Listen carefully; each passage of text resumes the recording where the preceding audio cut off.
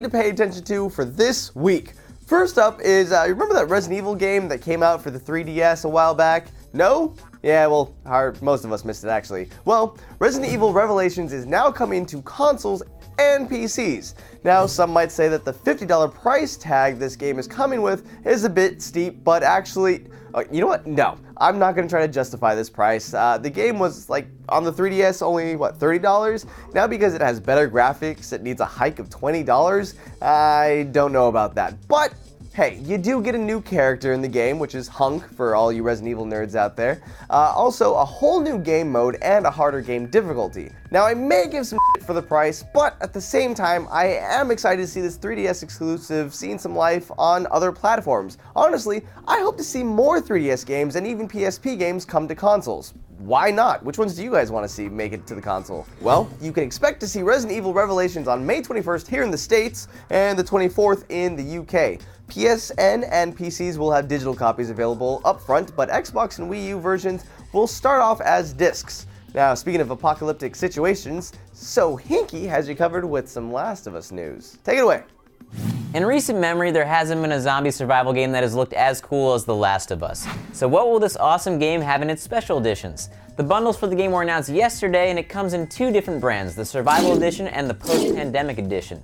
In the Survival Edition, which will run you $80, you'll get a hardcover art book, steelbook edition of the game, issue 1 of The Last of Us American Dreams comic, the Sights and Sounds DLC pack, which includes avatars, a PS3 theme, and the game soundtrack, and finally, if all of that wasn't enough, you'll also get a Naughty Dog sticker sheet, which I guess is cool, kinda.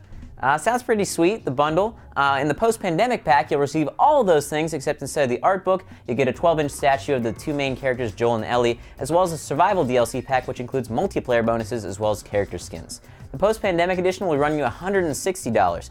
To me, I think the survival edition is a better value just based on what they have said is coming in the bundles, but I'm also not the kind of guy that's into statues. Now, I'm really looking forward to this game, and the inclusion of a multiplayer DLC, which confirms that there is in fact some form of multiplayer, has me pretty damn excited. Now to Lasercorn with a story about Elder Scrolls Online. What's up, all you Dragonborn? Are you ready to get your Elder Scrolls action in MMO form? Well, then you're in luck, because beta signups for Elder Scrolls Online is now open. So if you're itching to get your hands on this massively multiplayer take on the franchise, you can sign up by clicking in the link in the description box below.